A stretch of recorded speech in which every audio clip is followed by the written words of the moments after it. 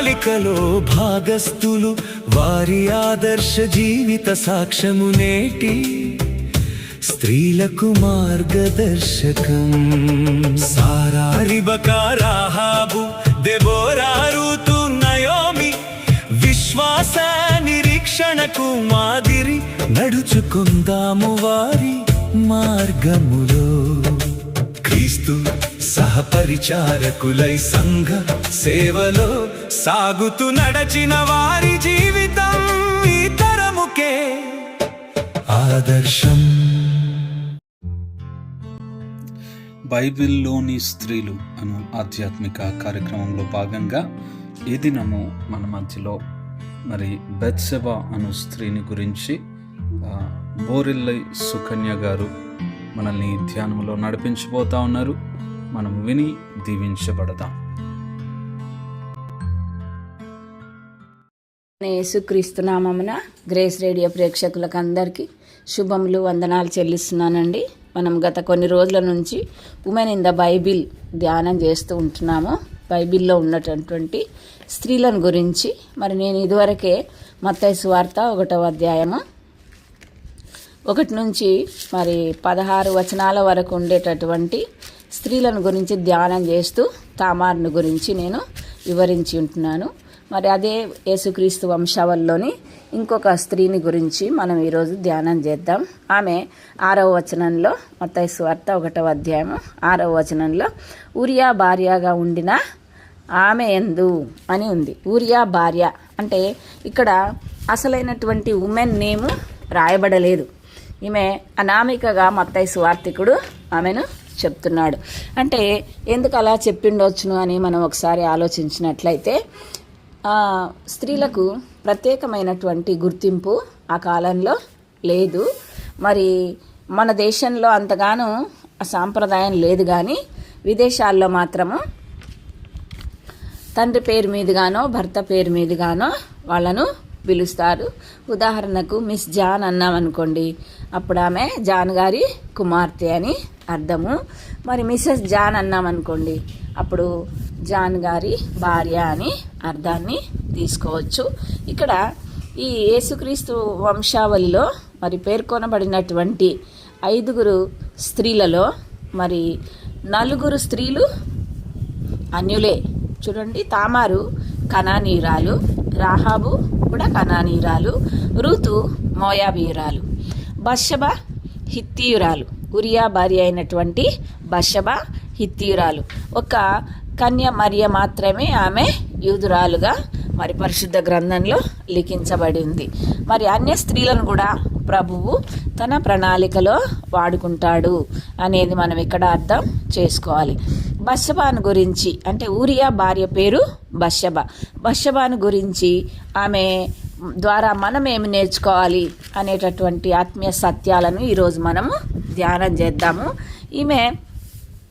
మొట్టమొదట ఈమె పేరుకు అర్థాన్ని మనం గమనించినట్లయితే, ఈమె అన్య జనులకు సంబంధించినటువంటి స్త్రీగా పేర్కొనబడింది.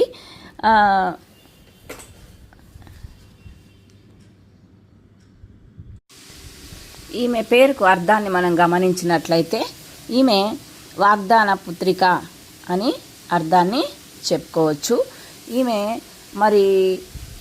బాల్యమును వివాహమును ఈమె గురించి 5 విషయాల ద్వారా మనం ధ్యానం చేస్తాము. మొట్టమొదటిగా ఈమె బాల్యము వివాహాన్ని మనము గమనించినట్లయితే, ఈమెను గురించి బైబిల్లో పాత నిబంధనలో 2వ సమూయేలు గ్రంథము 11వ అధ్యాయము 3వ వచనంలో ఈమె ఎలియాము కుమార్తె అని రాయబడింది. 2వ సమూయేలు గ్రంథము 23-34వ వచనంలో ఇజ్రాయేలీల 2వ రాజు అయినటువంటి గొప్పవాడైన దేవుని హృదయానుసారుడైన దావీదు రాజైన తర్వాత తన రాజ్యాన్ని సుస్థిరం చేయటానికి తోడ్పడినటువంటి వ్యక్తులను అధికారులుగాను బలశూరులుగాను ఆయన నియమించిన్నాడు. వాళ్ళ పేర్లు రాయబడ్డాయి.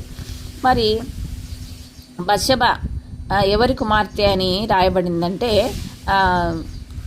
రెండవ సమూయేలు గ్రంథం 23వ అధ్యాయం 34వ వచనంలో గిలోనీయుడైన అహితోపేలు కుమారుడగు ఎలియాము అని రాయబడింది.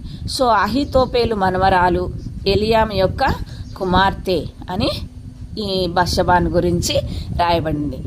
ఈ ఎలియాము ఒక బలశూరుడు. ఆయన కుమార్తెనే మనం ధ్యానం చేయబోయేటటువంటి బత్షెబ. 1వ దినవృత్తాంతముల గ్రంథం 3వ అధ్యాయం 5వ వచనంలో ఈమె తండ్రికి అనగా ఎలియాముకు మరొక పేరు ఉన్నట్టుగా మనం చూస్తున్నాం. ఆ పేరు అమ్మాయేలు.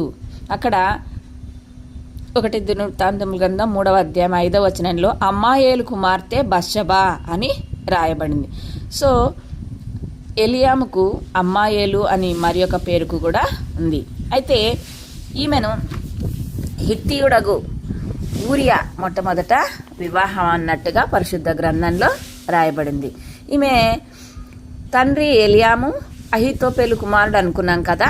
ఈ అహితోపేలు దావీదు రాజుకు సలహాదారుడుగాను ఆంతరంగిక సిబ్బందిలో ఒకడుగాను అతడు ఉన్నాడు.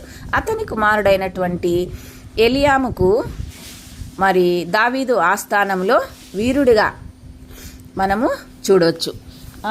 అంటే ఇరువురు ఎలియాము అహితోపేలు ఇరువురు కూడా దావీదు ఆస్థానంలో మంచి పేరు ప్రఖ్యాతులు కలిగినటువంటి వారే. కాబట్టి బత్షెబ వీరుడును సంపన్న కుటుంబంలో నుంచి వచ్చినటువంటి హిత్తీయుడైనటువంటి ఊరియాకు భార్య అయింది.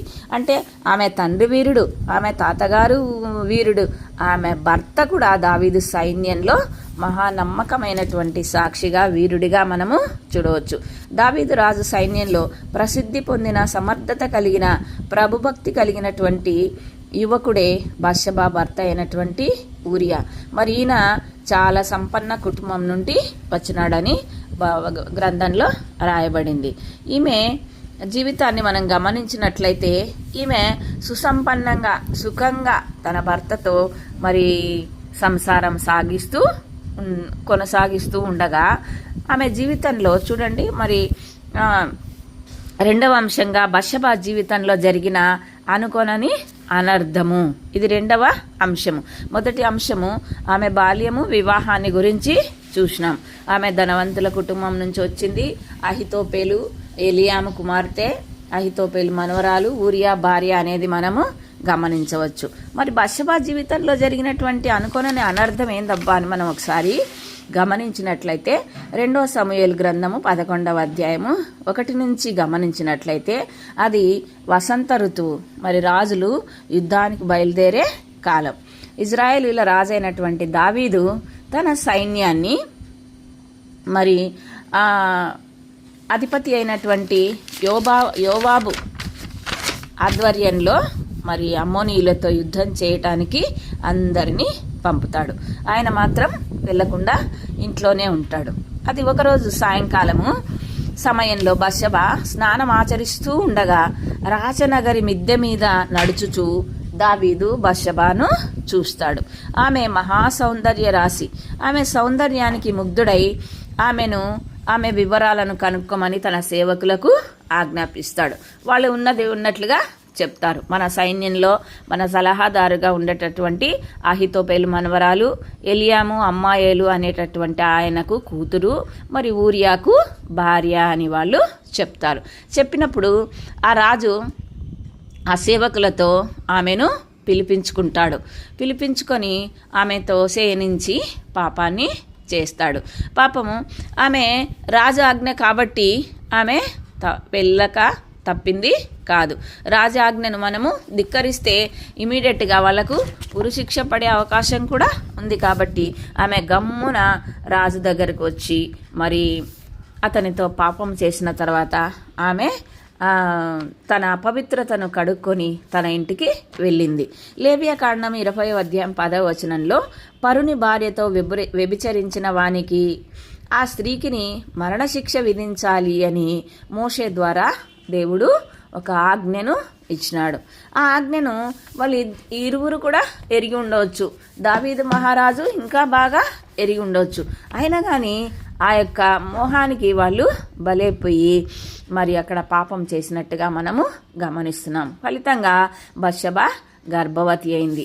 మరి ఆ విషయం విన్నటువంటి దావీదు మహారాజు ఏం చేస్తున్నాడంటే ఆ బత్షెబా భర్త అయినటువంటి ఊరియాను మరి యోవాబుతో సంప్రదించి ఆ యుద్ధంలో కపటోపాయంతో మరి ఆ పోరాడేటటువంటి సైనికుల ముందు ఊరియాను ఉంచి చనిపోయేటట్లుగా చేస్తాడు. చూడండి, ఒక పాపానికి మరి ఒక పాపం చేయాల్సి వస్తుంది. వీళ్ళు దేవుని ఆజ్ఞను ధిక్కరించి పాపంలో పడిపోయినారు.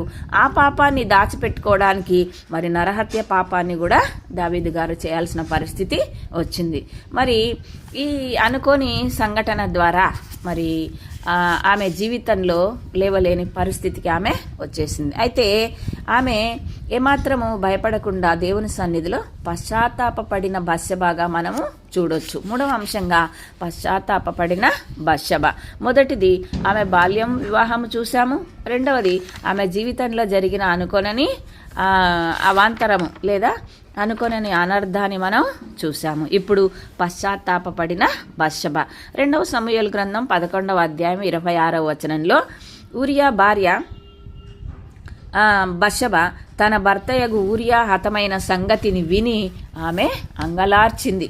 చూడండి, ఎంత చక్కగా ఆమె భర్తతో చాలా సుఖంగా సంతోషంగా మరి సంపన్నమైనటువంటి జీవితాన్ని జీవిస్తున్నప్పుడు అనుకోని సంఘటన జరిగి అతడు మరణించినందువలన ఆమె తన భర్త మరణం తన వల్లనే అని ఆమె గ్రహించి తన తప్పు తన పాపం ఎంత ఘోరానికి దారి తీసిందో ఆమె అర్థం చేసుకొని తన తప్పుకు కూడా ఆమె పశ్చాత్తాపపడినట్టుగా మనం గమనించవచ్చు. పశ్చాత్తాపడితే మరి ఎంత పాపం చేసినా దేవుని వైపు తిరిగి ఆయన సన్నిధిలో అంగలార్చి పశ్చాత్తాపడితే ఆయన తన కృప చేత వారి పాపాలను కడిగి వేస్తాడని పరిశుద్ధ గ్రంథంలో లిఖింపబడింది. చూద్దాం. 1వ యోహాను పత్రిక 1వ అధ్యాయము 9వ వచనంలో మన పాపములను మనము ఒప్పుకొని నేడల ఆయన నమ్మదగిన వాడును ఇంకా నీతిమంతుడును కనుక సమస్త దుర్నీతి నుండి మనలను పవిత్రులుగా చేయును. మరి బత్షెబ తన యొక్క పాప జీవితాన్ని ఆమె దేవుని సన్నిధిలో ఒప్పుకుంది. అందుకనే దేవుడు ఆమె యొక్క మొరను ఆలకించి తన కృపచేత ఆమెకు మరి ఓదార్పును అనుగ్రహిస్తున్నారు. చూడండి, బత్షెబ పశ్చాత్తాపంతో అంగలార్చుట వలన దేవుని కృపకు ఆమె పాత్రురాలు అయ్యింది.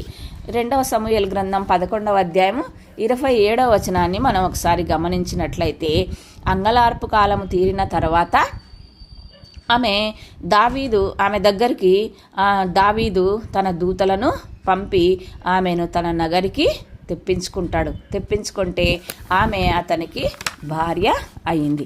అంటే తన జీవితంలో తాను తప్పుదారి పోయినప్పటికీ ఆమె పశ్చాత్తాపపడింది కాబట్టి దేవుడు ఆమెను మరలి తిరిగా దావీదు అంతటి రాజుకు ఆమెను భార్యను చేశాడు. ఆ భార్య అయిపోయిన తర్వాత ఆమె దావీదుకు ఒక కుమారుణ్ణి కనింది. చూడండి, 2వ సమూయేలు గ్రంథము 12వ అధ్యాయం 24-25 వచనాల్లో మనం గమనించినట్లయితే ఆ వచనాల్లో ప్రకారము మరి వారి ఇరువురు పాపం చేసినారు కదా, ఆ పాప దుష్కార్యము చేసినటువంటి కారణం చేత వారి తొలి బిడ్డ మరణించింది. ఇంకా వాళ్ళు దుఃఖంతో ఉంటున్నారు. అయితే 4వ అంశంగా మనం గమనించినట్లయితే అంటే బత్షెబ జీవితం అంతటితో ఆగిపోలేదు. ఆమె పశ్చాత్తాపపడిన తర్వాత దేవుడు ఆమె కుమారుని సంహరించి ఆమె పాపాన్ని కంప్లీట్గా మర్చిపోయినాడనమాట. అయితే ఈ సమయంలో మనము ఒకటి గమనించాలి. దేవుడి ప్రణాళికను నెరవేర్చిన బత్షెబ అని మనము 4వ అంశంగా గమనించవచ్చు. దేవుని ప్రణాళిక ఏంటి? దేవుని ప్రణాళికను ఆమె ఎలా నెరవేర్చింది? ఆమె దావీదుతో పాపం చేసింది కదా అని మనం అనుకోవచ్చు. కానీ 2వ సమూయేలు గ్రంథం 7వ అధ్యాయము 12-13 వరకు మనము గమనించినట్లయితే యెహోవా దేవుడు దావీదుతో ఈ విధంగా మాట్లాడుతున్నాడు. నీ దినములు సంపూర్ణములగునప్పుడు నీవు నీ పితరునితో నిద్రించిన తర్వాత నీ గర్భములో నుండి వచ్చిన నీ సంతతిని హెచ్చించి ఏం చేస్తాడంట? రాజ్యమును అతనికి స్థిరపరచెదను. అతడు నా నామ ఘనత కొరకు ఒక మందిరమును కట్టించును. అతని రాజ్య సింహాసనముని నేను నిత్య నిత్యముగా స్థిరపరచెదనని దావీదుతో యెహోవా దేవుడు నాతాను ప్రవక్త ద్వారా పలికిస్తాడు. ఎందుకు అలా పలికించాల్సి వచ్చింది ఏమి అంటే, మనము ఆ యొక్క 2 సమూయేలు గ్రంథం 7వ అధ్యాయం 1వ వచనం నుంచి మనం గమనించినట్లయితే దావీదు అనుకుంటాడు, నేను దేవదారు స్తంభముల చేత నిర్మింపబడిన ఇళ్లలో నేనుంటే నా దేవుడు శక్తిమంతుడు, ఈయన మరి గుడారాల్లో ఉన్నాడే, నేను ఆయనకు ఒక ఆలయం కట్టిస్తాను అని దావీదు తలపోస్తుంటాడు. దావీదు యొక్క తలంపును ఎరిగినటువంటి దేవుడు, అంటే దావీదు బత్షెబతో పాపం చేసినాడు కాబట్టి ఆయన ద్వారా మరి ఆయన కట్టించాలనుకున్న ఆలయాన్ని అతడు ఒప్పక అతని గర్భములో నుండి వచ్చినటువంటి కుమారులను ఆయన హెచ్చించి స్థిరపరిచి అతని ద్వారా మందిరాన్ని కట్టించుకోవడానికి దేవుడు ఇష్టపడుతూ దావీదుతో ఆ మాటను నాతాను ద్వారా చెప్పిస్తాడనమాట. చెప్పించినప్పుడు దావీదు కూడా దానికి విధేయత చూపుతాడు. అంటే 1 సమూయేలు గ్రంథము మరి 3వ అధ్యాయం 5వ వచనంలో ఈ బత్షెబ మరి ఆమె జీవితం అంతటితో ఆగిపోకుండా పాపం చేసిన ఎప్పటికీ ఆమె పశ్చాత్తాపపడింది కాబట్టి దేవుడు ఆమెను మరలా జ్ఞాపకం చేసుకొని దావీదుకు మరలా 4 కుమారులను ఆమెకు అనుగ్రహిస్తాడు దావీదు ద్వారా. వారి పేరు షిమ్యా, షోబాబు, నాతాను, సొలొమోను అను 4 కొడుకులను ఆమె దావీదుకు కనింది. ఆ 4వ కుమారుడైనటువంటి సొలొమోనుకే మరి ఆ కాలంలో దావీదు కాలంలో ఉండేటటువంటి నాతాను ప్రవక్త ఎదిద్యా అని పేరు పెట్టాడు దావీదుకు. మరి ఆ ఎదిద్యానే మరి రాబోయే కాలంలో మరి దావీదు తర్వాత సింహాసనాన్ని అధిష్ఠించడం, ఆ దేవుని యొక్క మందిరాన్ని మరి ఆ దావీదు ఆజ్ఞానుసారంగా కట్టడానికి పూనుకుంటాడు. అంతేకాకుండా మరి ఈ దావీదుకు మరొక భార్య అయినటువంటి హగ్గీతు కుమారుడైనటువంటి అదోనియా 1వ రాజుల గ్రంథం 1వ అధ్యాయం 5వ వచనంలో ఈ అదోనియా ఏం చేస్తున్నాడంటే, గర్వించిన వాడై నేనే రాజునగుదనని రథములను గుర్రపు రౌతులను తనకు ముందుగా పరిగెత్తుటకు మనుషులను ఏర్పరచుకొని మరి నేనే రాజునని ప్రకటించడానికి సిద్ధంగా ఉన్నాడు. ఆయన ఆ నేపథ్యాన్నంతా తయారు చేసుకుంటున్నాడు. తాను రాజుగా కావడానికి ఏమేమి అవసరమో, ఎవరెవరు అండ ఉండాలో వాటందరినీ సమకూర్చుకుంటున్నాడు. ఆ విషయము ప్రవక్త అయినటువంటి నాతానుకు తెలుస్తుంది. తెలిసి అతడు బత్షెబ దగ్గరకు వచ్చి, అమ్మ నీకు ఈ విషయాలు తెలుస్తున్నాయా? నువ్వు రాజు దగ్గరికి పోయి నువ్వు మనవి చేయి, నీ కుమారుని రాజుగా చేయటానికి నువ్వు అడిగేటప్పుడే నేను కూడా వస్తాను అని బత్షెబకు సలహా ఇస్తాడు నాతాను ప్రవక్త. వెంటనే ఆమె 1వ రాజుల గ్రంథం 1వ అధ్యాయము 13వ వచనంలో దావీదుతో ఎంత అనునయంగా మాట్లాడుతుంది, ఎంత విధేయంగా మాట్లాడుతుంది. నిజంగా ఒక స్త్రీ అనుకుంటే ఏమైనా చేయగలదు. చూడండి ఎలా మాట్లాడుతుంది. నా ఏలినవాడా రాజా, దావీదు మహారాజును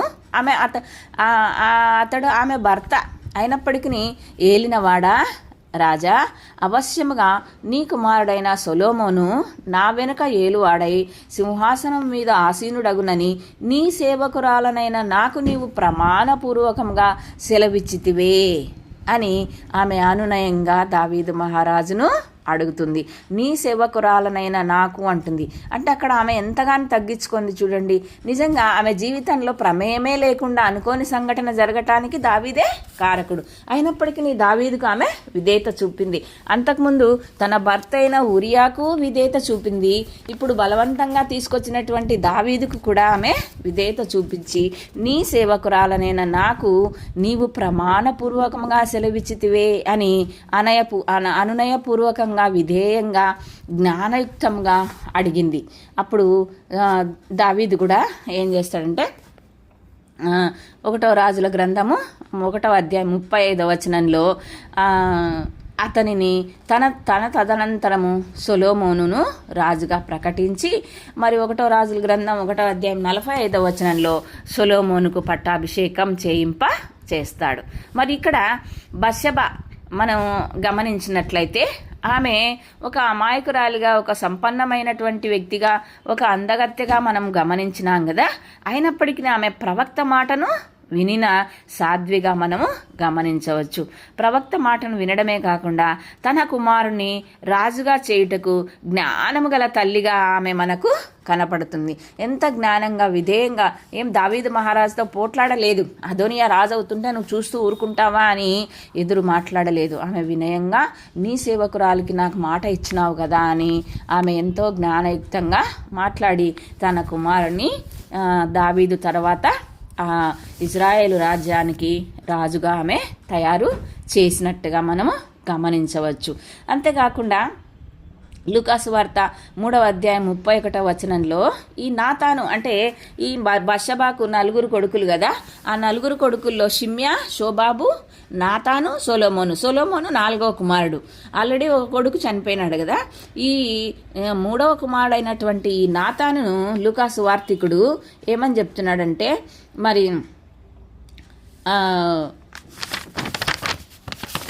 మనుషులందరి పాపాలను తీసివేయటానికి ఆయన మనుష్య కుమారుడిగా ఈ లోకంలో జన్మించాలని అనుకున్నాడు. జన్మించడానికి తగినటువంటి పాత్ర ఎవరు అని ఆలోచిస్తున్నప్పుడు అతనికి పరిశుద్ధంగా ఉండినటువంటి కన్య మరియ కనపడింది. ఆ కన్య మరియ గర్భం ద్వారా అతడు పరిశుద్ధాత్మ శక్తితో ఈ లోకంలో మనుష్య కుమారునిగా జన్మించినాడు. మరి అలాంటి కన్య మరియకు పూర్వీకుడుగా లూకా సువార్తికుడు నాతాను ప్రవక్తను లిఖించినాడు. మత్తయి సువార్తికుడైతే సొలొమోను దావీదు కుమారుడు అని చెప్పినాడు. మరి ఊరియా భార్య అయినటువంటి బషబా ద్వారా సొలొమోను పుట్టినాడు.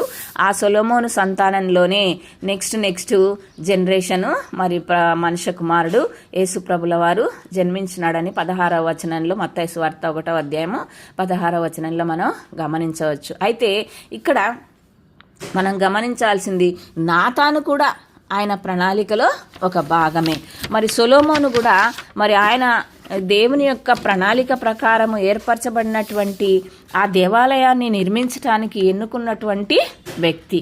అంటే దావీదు మహాశూరుడు, బలశాలి, మరి ఎన్నో యుద్ధాల్లో జయించి పొగడబడినటువంటి వాడు. సౌలుకు 1000 కొలది, దావీదుకు 10,000 కొలది అని పొగడబడినటువంటి శూరుడైనటువంటి రాజు చేత తన ఆలయాన్ని కట్టించుకోకుండా తన కుమారుడైనటువంటి సొలొమోను ద్వారా ఆయన తన ఆలయాన్ని నిర్మింపజేసుకోవాలని దేవుడి యొక్క ప్రణాళిక.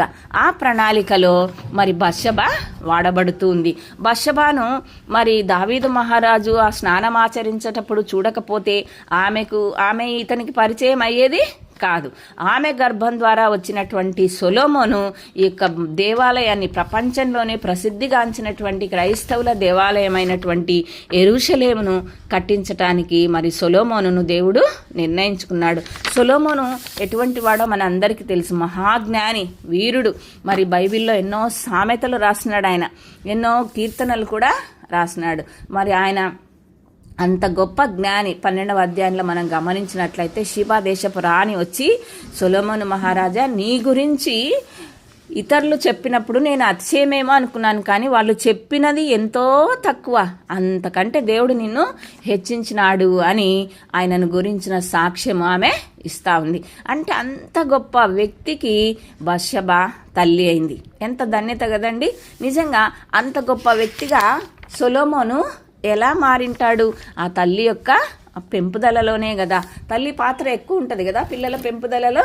మరి అంత గొప్ప జ్ఞానిగా, అంత గొప్ప విధేయునిగా, అంత గొప్ప శూరునిగా ఆమె తన కనుసనల్లో తన కుమారుడైన సొలొమోను ఆమె పెంచింది, పెద్ద చేసింది, ఒక సింహాసనాన్ని అధిష్ఠించటానికి కారకురాలు అయింది. అదే దేవుని ప్రణాళిక. సో దేవుని ప్రణాళికలో వాడబడినటువంటి బషబా. దేవుని ప్రణాళిక ఆయన ఆలయాన్ని దావీదు సంతానం కట్టాలనుకున్నాడు కాబట్టి దావీదు కుమారుడైన సొలొమోను ద్వారానే ఆ దేవాలయాన్ని మరి కట్టించినట్లుగా మనము చూస్తున్నాం. మరి ఈమె నుంచి మనం ఏమి నేర్చుకోవాలి? ఆమె నుంచి మనం నేర్చుకోవాల్సినటువంటి ఆత్మీయ పాఠాలను మనం గమనించినట్లయితే, ఆమె సౌందర్యవతి, సంపన్నురాలు అయినా ఎంతో నిరాడంబరంగా, నిగర్విగా జీవిస్తుంది. మనమైతే కొంచెం సంపద, కొంచెం అందం ఉంటే ఎంతగానో విరవీగుతాం. కానీ ఈమె ద్వారా ఆమె మొదటి భర్త అయిన ఊరియాకు విధేయురాలుగా ఉంది. బలవంతంగా తీసుకువచ్చిన దావీదుకు విధేయురాలుగా ఉండి దేవుని ప్రణాళికలో నెరవేర్చబడే కుమారులను ఆమె తయారు చేసింది. నాతాను వాడబడినాడు, మరి సొలొమోను కూడా వాడబడినాడు. అలా తల్లి పాత్ర ఎంతో ఉంటుంది అనేది బత్షెబా జీవితం ద్వారా మనము గమనించవచ్చు. అంతేకాకుండా ఈమె ఒక కుమారుడు మరణించినప్పటికీ తన పాపము నిమిత్తం ఆమె పశ్చాత్తాపపడింది. మనం ఒక కష్టం వస్తే తిరిగా మనము కోలుకోవడానికి ఎంతగానో శ్రమ చేస్తాం, కానీ ఆమె దేవుని దగ్గర పశ్చాత్తాపపడి తన పాపాన్ని ఆమె ఒప్పుకొని మరి దేవుని చేత ఆమె వాడబడింది. తన మొదటి భర్త అయినటువంటి ఉరియా నిమిత్తం ఆమె అంగలార్చింది. మరి దావీదు ఆమెను ఓదార్చగా ఆమె ఓదార్పును పొందింది. శ్రేష్టమైన కుమారులనిచ్చి దేవుని మందిరాన్ని కట్టి దేవుని ప్రణాళికలో తన వంతు కృషిని ఆమె చేసినట్టుగా మనము భావించవచ్చు.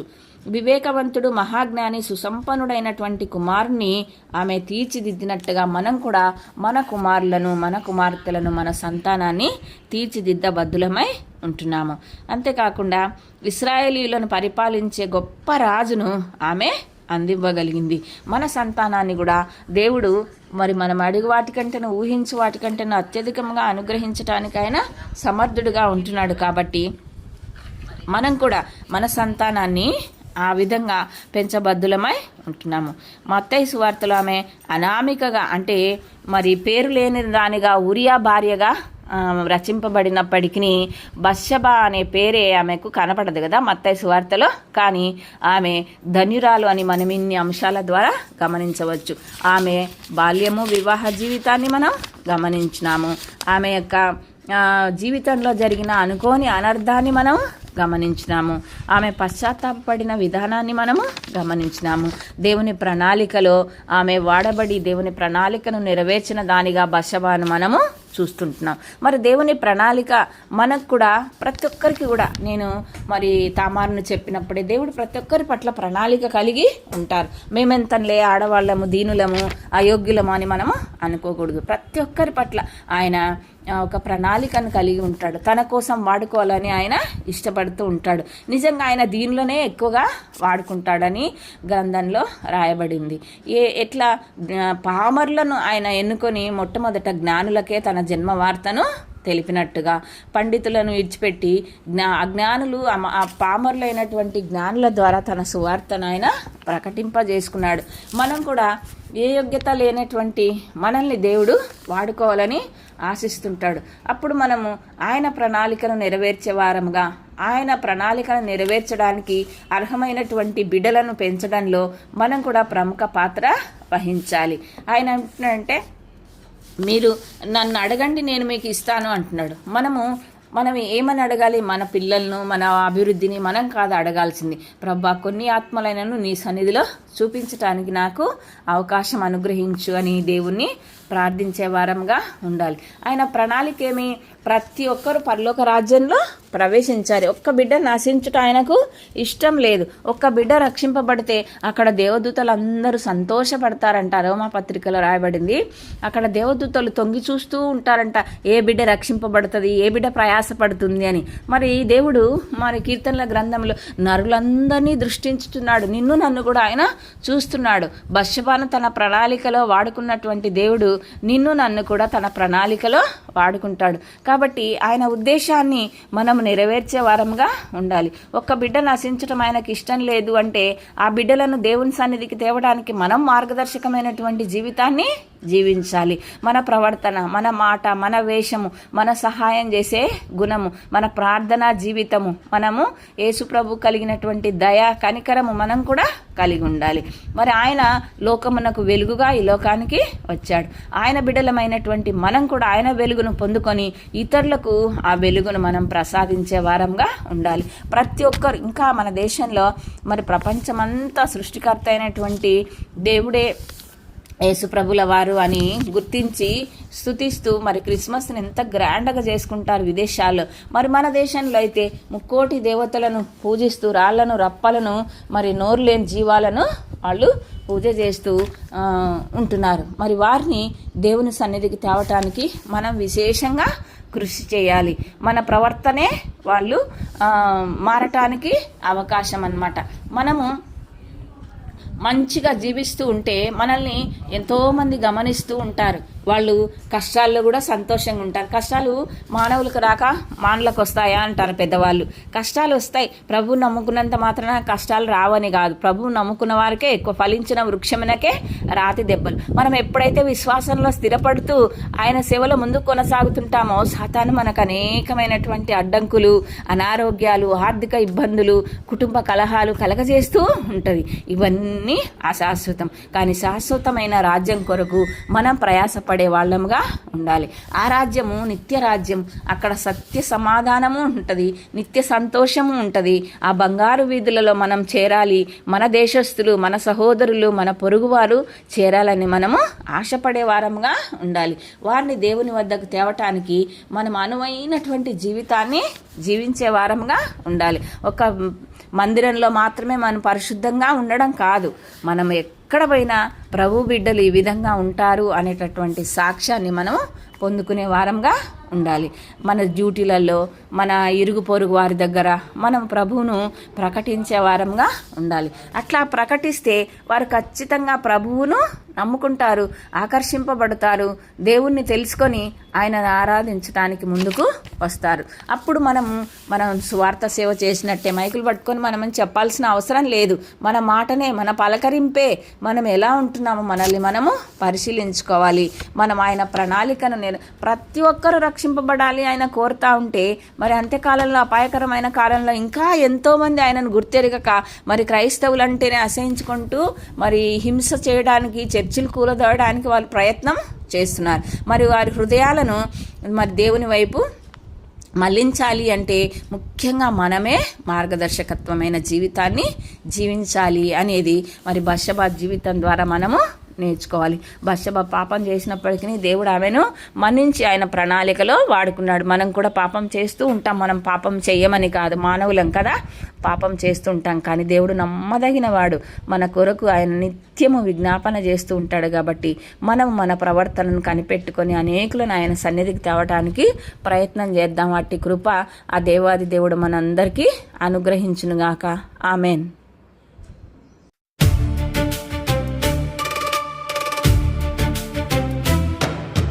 బైబిలులోని స్త్రీలు దేవుని ప్రణాళికలో భాగస్థులు. వారి ఆదర్శ జీవిత సాక్ష్యము నేటి స్త్రీలకు మార్గదర్శకం. సారా, రిబకా, రాహాబు, దెబోరా, రూతు, నయోమి విశ్వాస నిరీక్షణకు మాదిరి. నడుచుకుందాము వారి మార్గములో. క్రీస్తు సహపరిచారకులై సంఘ సేవలో సాగుతూ నడచిన వారి జీవితం ఈ తరముకే ఆదర్శం.